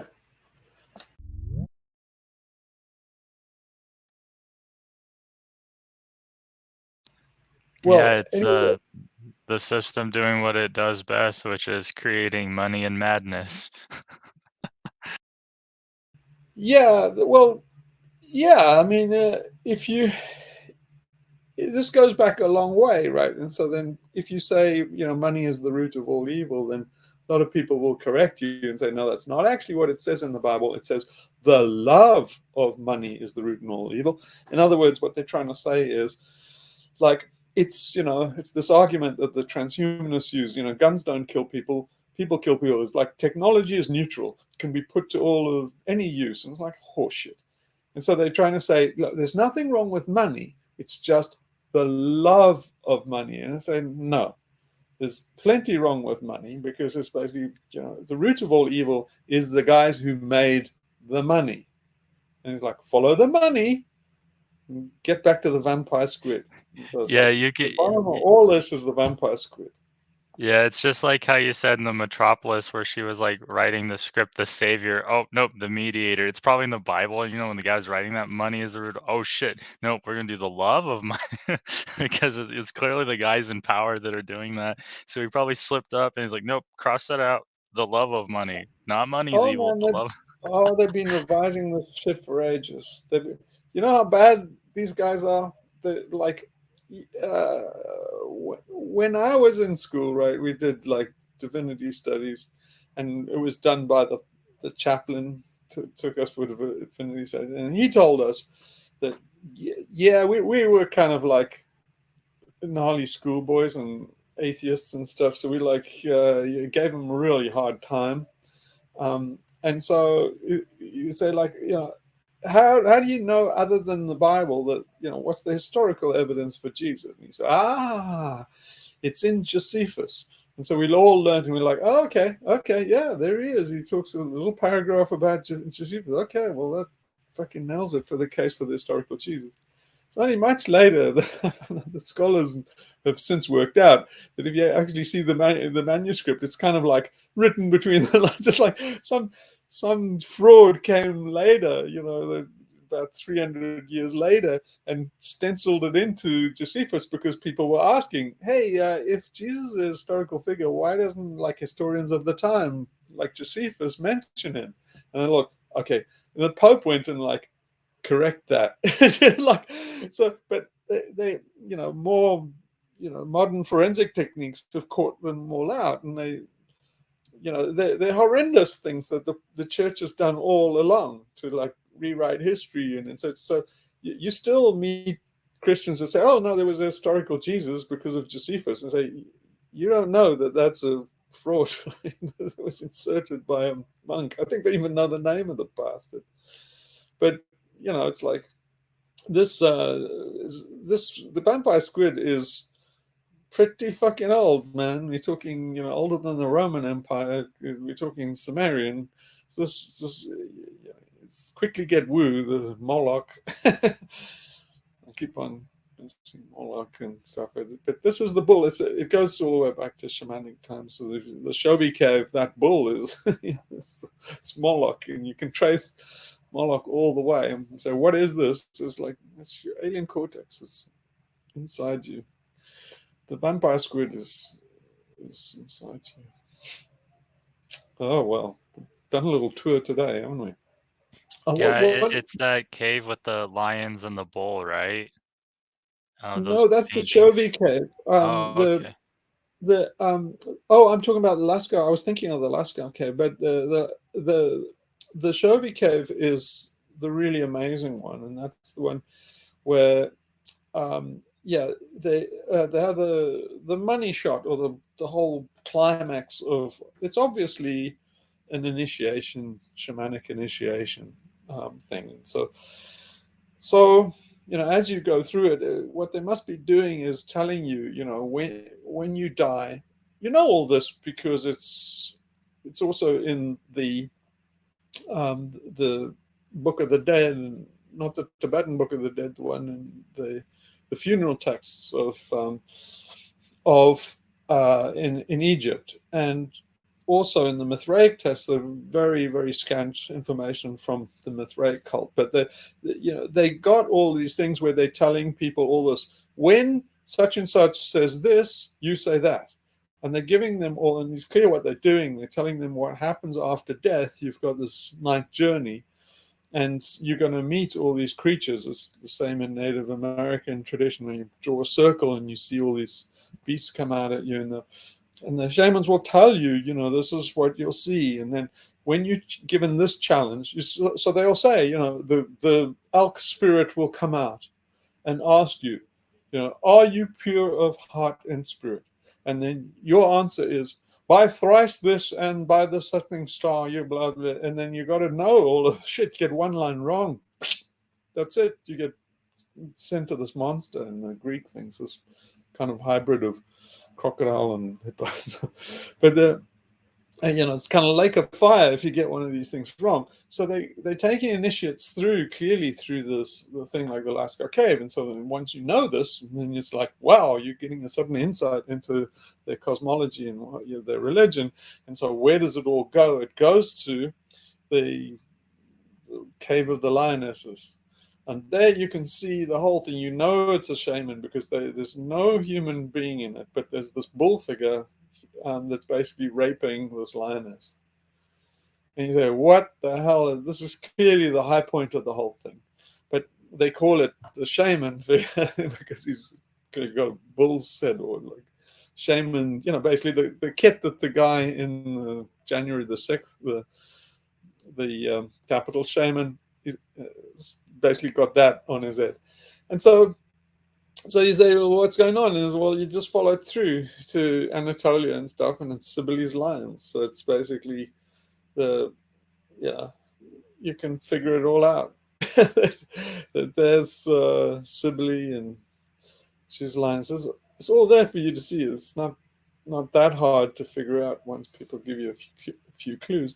And it's not hard because then you see it over and over again, that it comes out again and again. But it goes all the way to Göbekli Tepe. I'd like to explain all of this stuff to you from Göbekli Tepe. So with that whole cave initiation and shamanic technique, are they doing that? Is it like sort of meditative practice though, where they're trying to like initiate people into the tribe and like relieve death anxiety, or like is that what kind?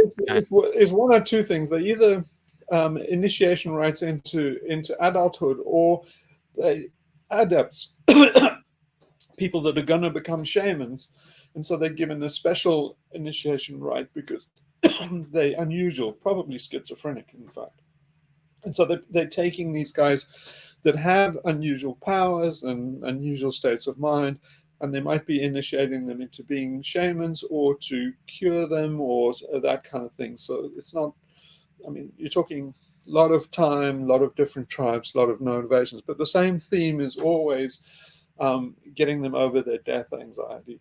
So this is something that Ernest Becker missed in the denial of death. He got the whole thing, that the whole problem is death anxiety. That's what's, in fact, actually in this episode 31 thing, I kind of went over this again, that the whole thing about meditation is about liberation. And then it's like, what it's really trying to do is get you over your death anxiety. And the death anxiety comes from your ego. Your ego is your alien cortex, and your ego, and don't get into, is it the id or is it, fuck off. You know what I'm talking about. And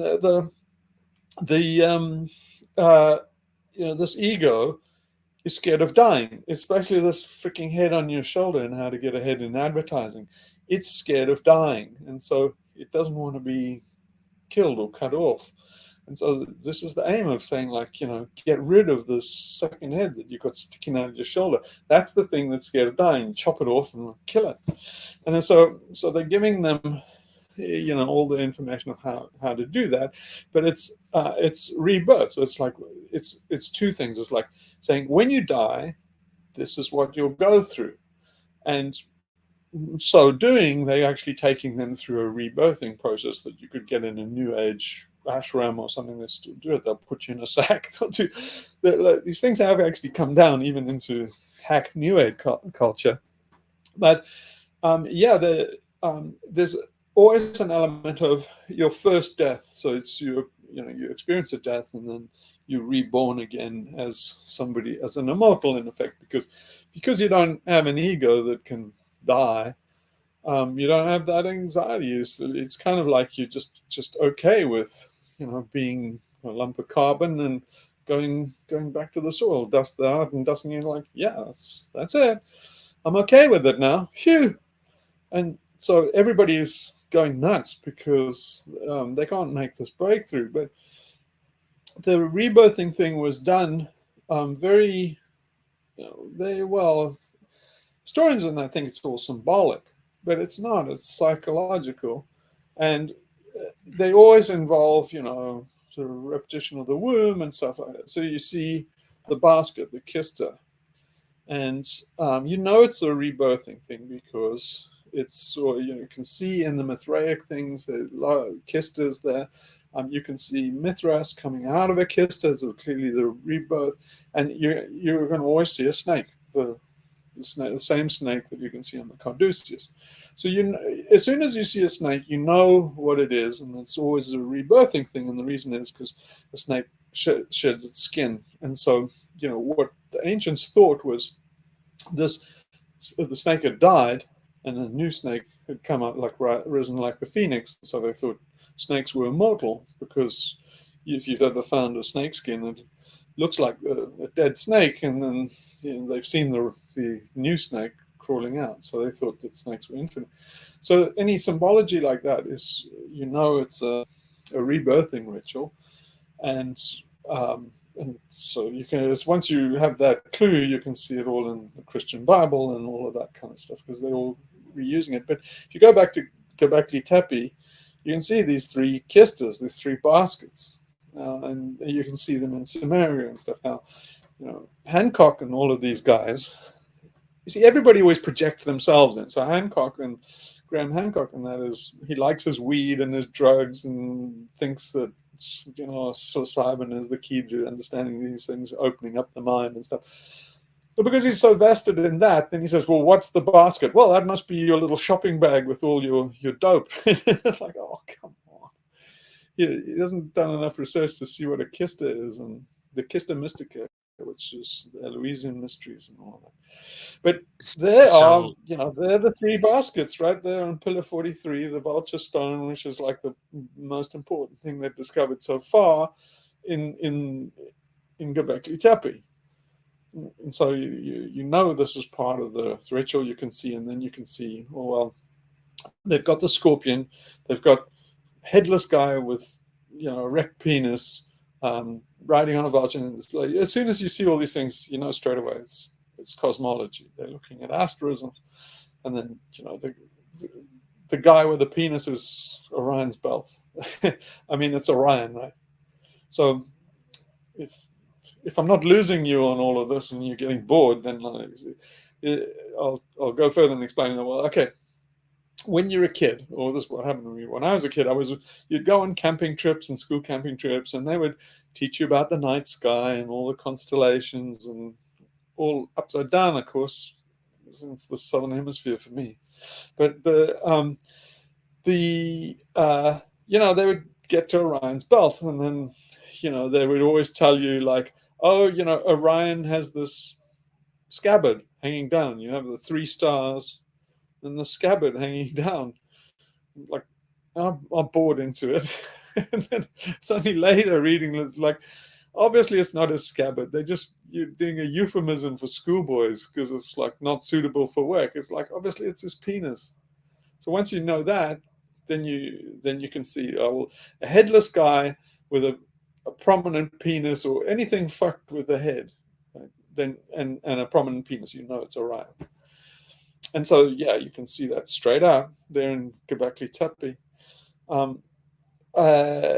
It's kind of interesting. When I went to Göbekli Tepe, I spoke to the guy at the gift shop. He's actually in the video when in the Göbekli Tepe thing.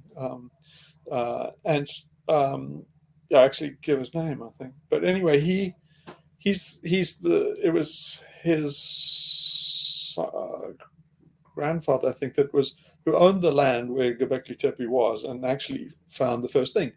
Now that's all been written out. You go and read the official accounts of Göbekli Tepe, and it's all about, oh, these guys came from such and such a university and they picked up this shit, and then Klaus Schmidt had a brainwave. It's horseshit. All of that's a fucking lie. What happened was the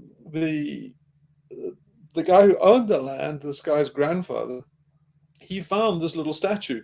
It's now in the museum at Sanlöfe. They just don't put it out in public because, you know, all the school children come and see it. But it's basically, he found the statue with this huge dong, this huge erect penis. So he knew it was important. He took it to the authorities, and then that was the first evidence that there was something serious going on there. Now, all the academic papers, all the academics all write themselves into the story and write this guy out. This guy had his land confiscated. So now if you go to Göbekli Tepe, there's a car park and a visitor center and all of this stuff and all the excavations.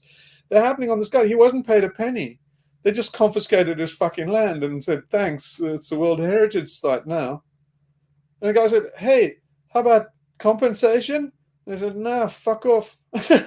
And so he was the guy who discovered it. They took his land, and so the guy told me they've been trying to sue the Turkish government since, for the 70s or something.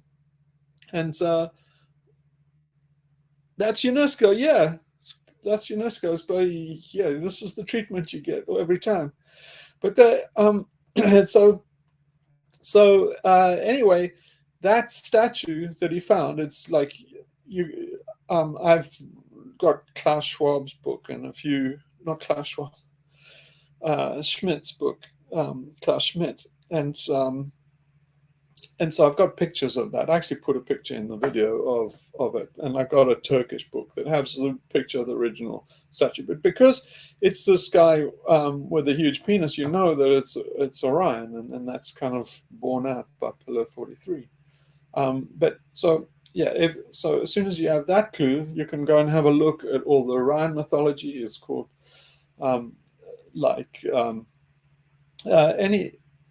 any blind thing, anything a blind man who gets his sight and stuff, and look at the Greek mythology of oh god, I just had a lacuna here. Deucalion,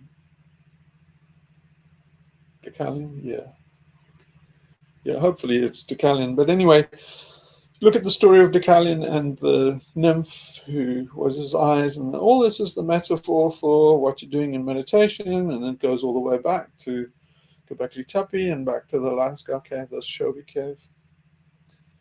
And so it all fits together very neatly. It's just rather amazing that, anthropologists and these scholars, they don't know any of this stuff. Yeah, it's really fascinating. I have a question about the cave with the bull and the lioness on the alien cortex video. You were probably doing a nod at like the black shamans, the ones that clipped, with the rape of the planet. So on the other hand, if it was like, the light shamans trying to ground people into mortality and earth, is that like a metaphor for like the union of like the two hemispheres or something like that? Yeah, the point I was trying to make in that is that okay, it's major sacrilege. You're seeing something different. You see, because the ancient religions, the universal sacrilege, religion, the shamanic religions that were of the mother goddess. So you're seeing a big sacrilege in the Shobi cave because there's Cybele, Cybele's lioness, which represents Cybele, and clearly the shaman guy in a bull suit is getting the better of her. So this is not cool right there. You can immediately see there's a reversal. As soon as you've seen the reversal, you know, what is it, class? Alien cortex is like always an inversion of it. So you're seeing a clear inversion. So something's gone wrong here. They're not praising Sibylle in that. They're like fucking raping her. Even to the point where you can see the lioness that like clearly she's not, she's not a, she's been raped, but somebody's come there and just done a little touch to make her smiling. So she's kind of enjoying her rape. But clearly you're seeing that these guys cannot be cool guys because it's a masculine thing. It's like you cannot imagine priestesses or anything to do with the Sibylle or the mother goddess, and so it must be shamans. So what you see here, and what the case I'm trying to make, which you see in Göbekli Tepe, is they're no longer doing genuine transformation. They're not. They're clearly, this whole setup with the cave and stuff is like virtual reality. It's their version of virtual reality. So you're seeing a very early version in that cave of the metaverse. They're taking somebody in the metaverse, and they must be using drugs, entheogens, right? So straight away, this is not kosher. Now you make enemies quickly because all this woo crowd, they think drugs are the key and open up the doors in perception. I say no, it's the opposite. So the drugs are again substitution, and again it's the alien cortex's protection. You see, what I was taught is you make all of these things in your own head. If you actually take these drugs, then the actual things like your pineal gland will stop making them because they have governors and suppressors, and they say like, no, they have regulation, and they say, okay, there's enough DMT now, and so if anything, you're encouraging the blocking hormones. Most of the hormones work with inhibitors and stimulators and stuff like that. So it's like,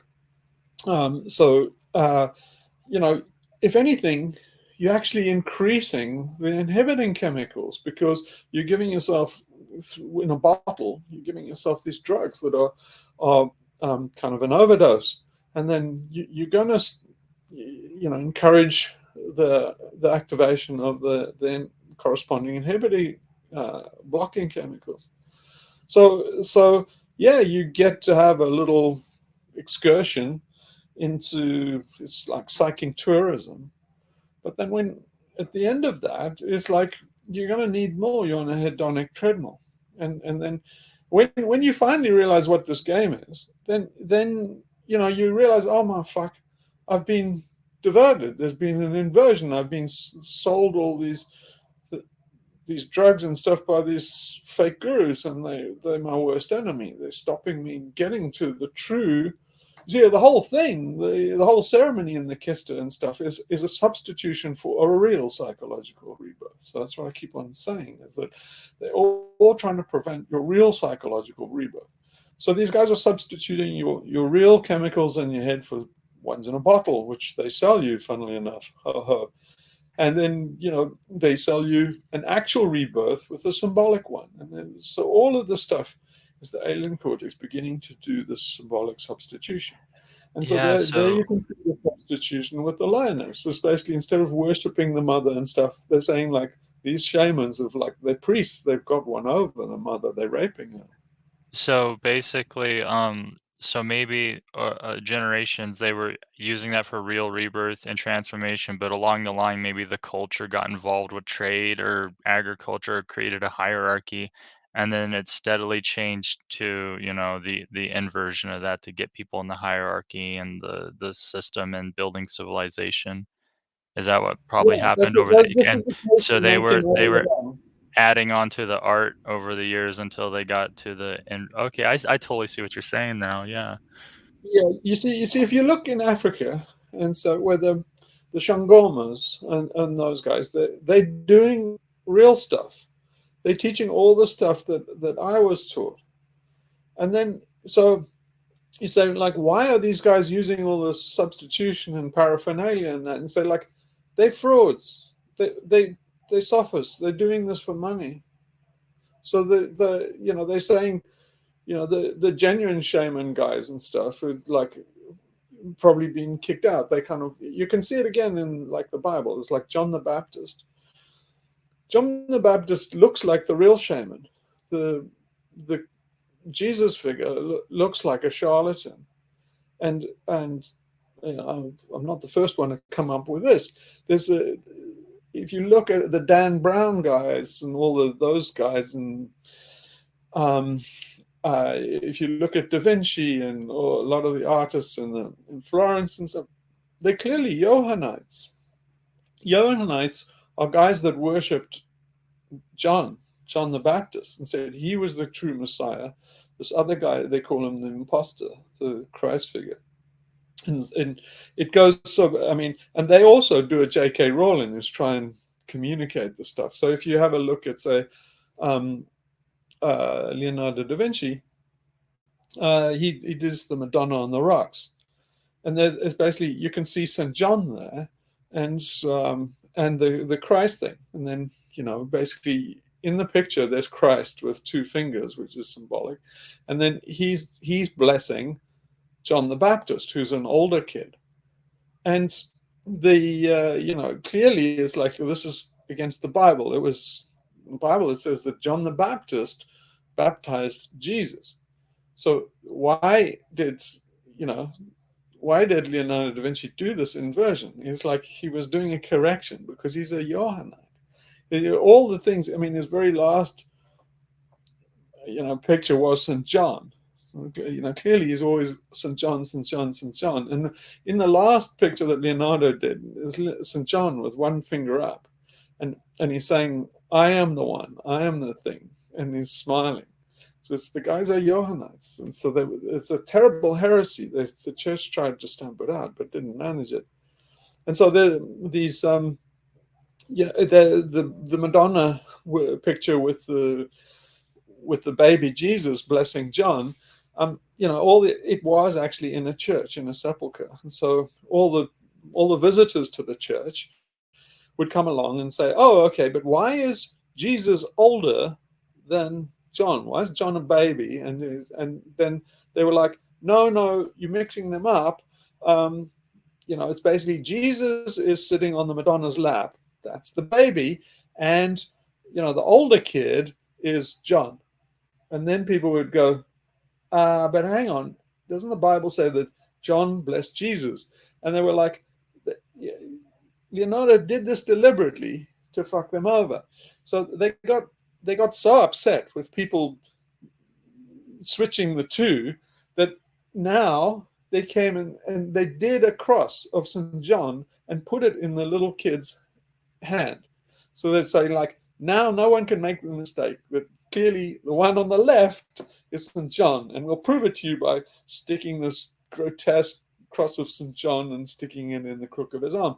But art historians have come back later and they've said, no, this is just a freaking reed and stuff that somebody stuck on. It's like, yeah, they did it deliberately because they got pissed off with people mistaking the two, which is what Leonardo wanted. Anyway, I'm pretty sure that this wasn't. We're pretty far off the beaten track for the agenda. What was the other stuff on the agenda? Let me take a look.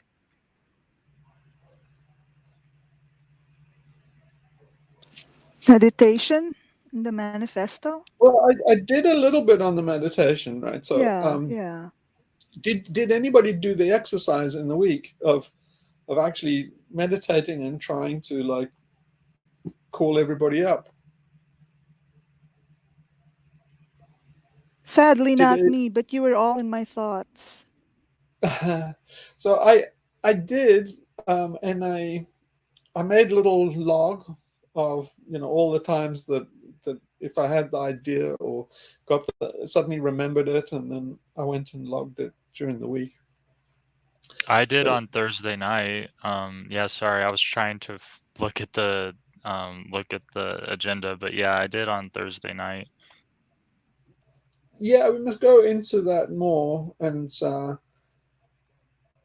try more some of the woo stuff. You see, Gary wants to do more Wu stuff, where we try and do some of these experiments in Wu. And yeah, I'm keen to do it if I just don't want to freak everybody out and piss them off and say like, oh no, I'm not into Wu. Well, that's it. I'm out of the Extinctionati and stuff. Maybe Because make it more scientific and actually create a log and share it what among ourselves. I don't know, another for Excel me file. was the suggestion from the last meeting was we try and do this with the log and stuff. But yeah, I don't want to alienate anybody too quickly because use the Discord and and then but the thing is to try and get some like telepathic communication between us. And like I feel like yeah, it is not necessary to freak anybody out or gaslit people and have them all run because you'll see it naturally anyways. You don't have to force it. Um, I don't know. Does Discord have a calendar feature? Nope. Oh, Speaking of Woo stuff, Gary showed me a symbol he was working on and said it looked like one of my drawings, and he wondered to me in message, he's like, is it possible that we had some kind of like subconscious resonance? Here, let me open the stream and show you. I pulled up the symbol and the drawing just now. Let's see. How do I do this? Is it this one? Let's see. All right. So this is, let's see, is it working? All right, so this is the yes, it drawing. is. Okay, and then I put the symbol in this canvas that Gary did. Let me zoom out so you can see the whole thing. It still is work in progress. So there's the sketch, and then this is the symbol Gary did, and he said it looked kind of similar to the drawing, and he did this symbol. And I was like, yeah, I can kind of see the resemblance. It almost kind of looks like the You wings and can. stuff. Oh yeah. Okay. Yeah. Oh, I can see. Yeah. Yeah, so I was like, that is Yeah. interesting. I mean, I would love them to say what the dot and the bar let me at a pull up the message. He probably does. I think he said the dot is like a head. Let me yeah. see. I'm gonna skim the message real quick.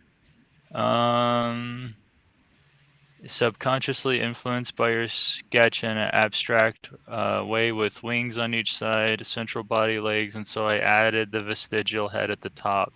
Okay. Mm. Yeah. Yeah, so that's really interesting. Interesting. Yeah. He added the head because I've been going on about. I hope it's Deucalion. Um, the Greek version of of Orion, and that's the headless one. The guy on the pillar 43 in Göbekli Tepe is headless. So interesting, Gary put a head on. Yeah. uh, um, the yeah, that's interesting. But that kind of H figure features.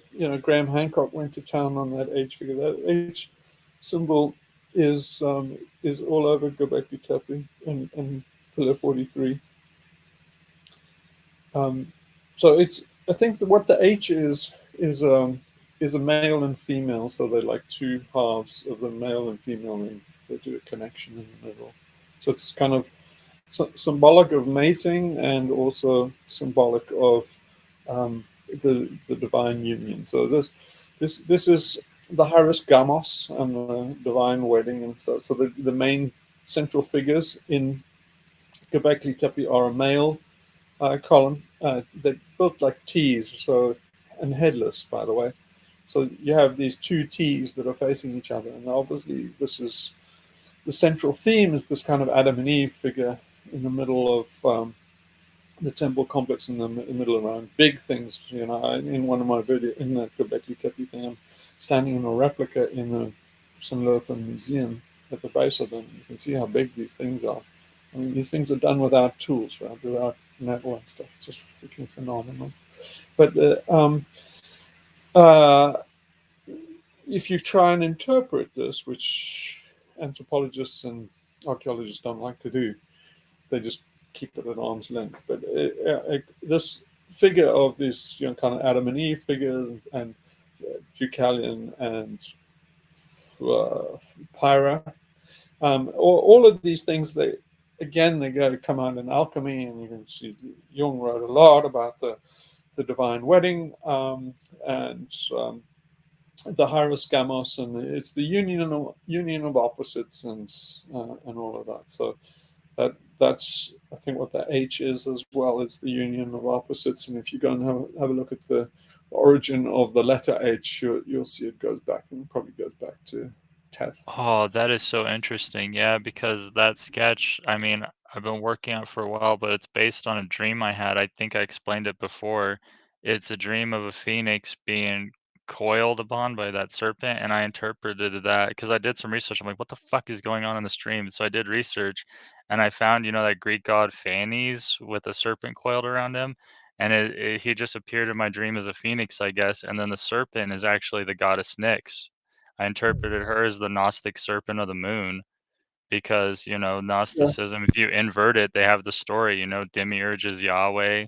The world is sacred, not Plato's world of forms. And so it's like the union of like the fire of the phoenix of life and consciousness with Earth, and the universe. And then I did a little research on Nyx, and there's not a lot of research on her because she's night, and it's all about ambiguity. You can't define it.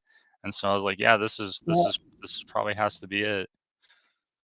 Yeah, so the very earliest representation of this, I think, is the Deus Leontocephalus. So there's in in Sumeria, Jung riffed on this big time, the Deus Leontocephalus, and it's the lion-headed god. Deus is Zeus, God, and Leontocephalus means lion-headed, so it's the lion-headed god, and he's holding the staff and he's holding the key, all very symbolic. But he has a snake, the Caduceus, going up him. So in other words, they're saying the whole image of that person is a Caduceus. You better see this episode 31 there, where hopefully I went to the was scepter. So what the scepter is in the staff and all of that is as far as I can make out is your spine. Again, Egyptologists don't really know what the was scepter is, but you can easily see if you just turn it upside down, it represents the spine. There's a little crescent on the top. It's your rocker. Literally, when you say you're off your rocker, at the top of your spine is exactly that. And when you go down, there's this kind of strange little thing that looks like, some people say, oh, well, it's Osiris's head, not Osiris, Torte's head. So Torte and then Anubis and stuff looks kind of like Torte. And they don't know what the animal is, Torte, but it's like you can see it's an aardvark, if you know. And so aardvark is a creature of the night, and it represents death because the aardvark sweeps the ants with the tongue. So it's a metaphor for cutting down people with the scythe, and so that's what it is. But the was scepter is an upside down spine, and the head on it is the sacrum bone. So I'm pretty sure I went at least somewhere around that episode 31. So if any of this resonates with you, I think I did it in the. Yeah, I think because I've watched all those videos. Yeah. I remember you mentioning the spine and the scepter, being the same thing. Yeah, so hopefully I went through all of this. The reason why it's inverted, the was scepter is an inverted spine. And I hope you're getting the symbology, is they thought that, people procreated by the spirit coming down the spine and out your genitals. So what all of this is about sexual abstinence and using this powerful sexual energy and transmuting it into Kundalini, so it reverses, goes back into your head. And so it's an inversion of nature that you get reborn. So your natural course is to be they thought you give up some of your soul to your kids and have, propagate that way, and then you die. And so obviously, if you want to be immortal, what's the trick? Well, you go through the logic. You're trying to invert the natural course of events. And so how would you do that? Well, since you come from your head out through your genitals, then clearly if you turn that energy around, you can come back into your head. So that's what they're doing. And by that way, they get onto meditation and rebirth. But it's what I'm saying in it is these are false prophets, right? These are priests these are the early transhumanists trying to figure out, how do I make myself immortal?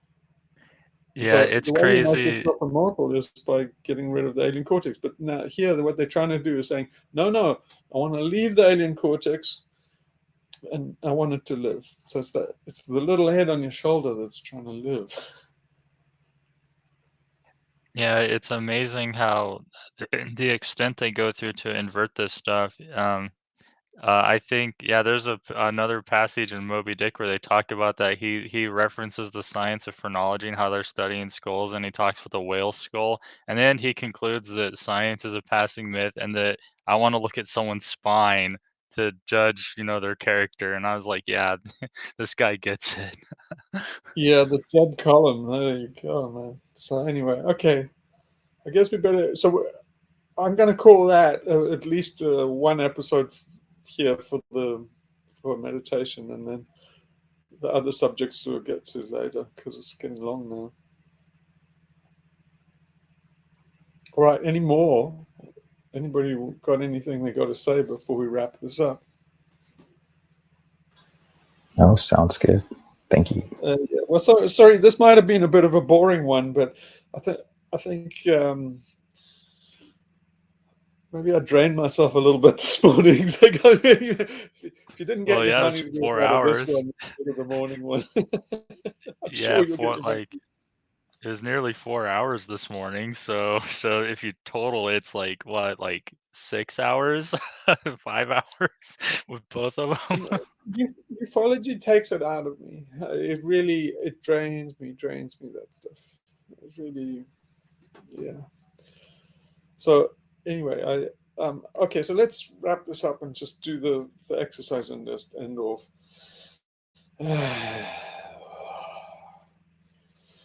Ufology. Oh, I'd love to let that go. Oh, I hate little green men. Okay. Breathe deep.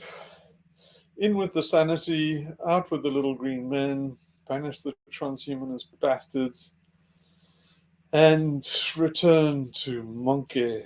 Ah, what a relief.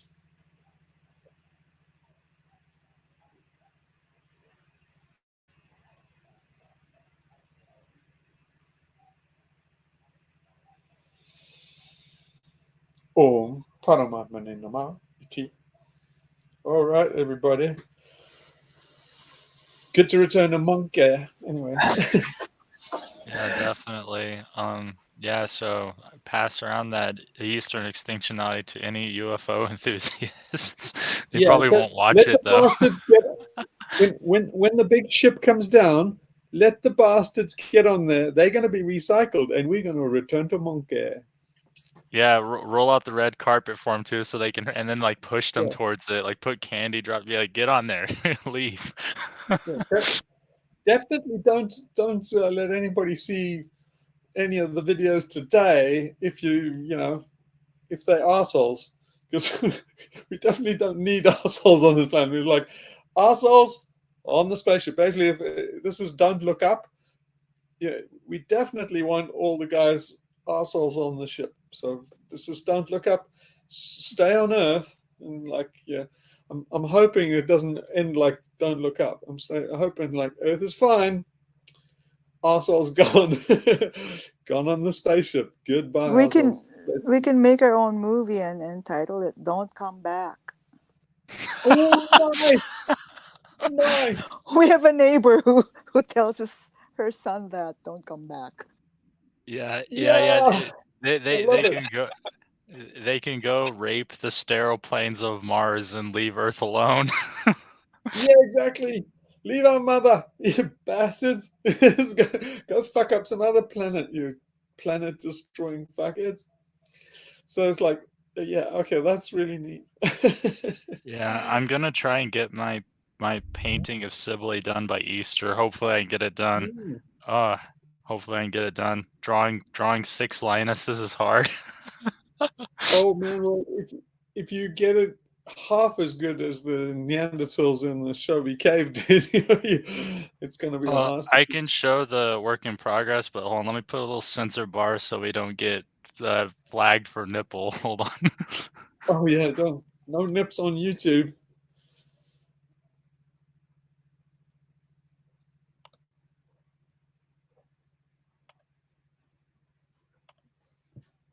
Yeah. Okay, yeah. Discord name. Good. Goodbye and thank you so much. Oh, there we go. Oh, neat. Oh, yeah. Thanks, eh? Have a good week. Have a good week, everyone. Thank you. Bye. You Hey, that's too. Take very, care. very, very Lion King. That is. Oh, nice. Okay, well, it's cool. What? Bye. Oh, cool. Hey, what about putting um, uh, a cobra lily, the fruit of the cobra lily in it? Oh, I could probably do that. Yeah. Yeah. I mean, you probably can't see it on the screen, the stream, but yeah, there's a sketch of like 5 lionesses in there, but it's really light so far. So Yeah. yeah, the stream is poor quality, but yeah, I'll research that and see if I can put something like that in there. Yeah, Nice that'd be drawing. cool. Lovely. All right. Anyway, have a good week and see you next Sunday. You too. Let's see you Take next care. Sunday. Keep a log of meditations. Let's carry on and see what happens. Yeah. All Yeah, right. I'll do that.